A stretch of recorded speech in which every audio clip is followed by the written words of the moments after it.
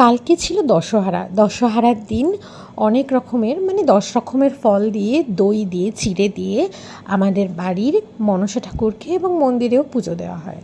দশহরার দিন কথিত আছে সাপের বিষ নাকি বৃষ্টি হলে অনেক বেড়ে যায়, তার জন্য নাকি উচ্ছে খেতে হয় কলার মধ্যে দিয়ে। তো ছোটোবেলা থেকে এটাই শুনে আসছি। তো কালকের খাবারে আমাদের ছিল দই, ফল আর চিঁড়ে, মুরকি, মিষ্টি এইসব দিয়ে ফলার। তো ফলাহার বা ফলাহার এই জিনিসটা আমার খেতে ভীষণ ভালো লাগে। চিঁড়ে, দই দিয়ে, কলা দিয়ে ভালোভাবে মেখে তার উপরে চিনি আর গুড়ের মুরকি আর অনেক রকমের ফল, তার সঙ্গে সুমিষ্ট পাকা আম, ল্যাংড়া, হিমসাগর দুটোই ছিল। খাবার তো জমে গেছিলো, তার সঙ্গে ছিল কালাকাঁদ, ক্ষীরকদম আর রসগোল্লা।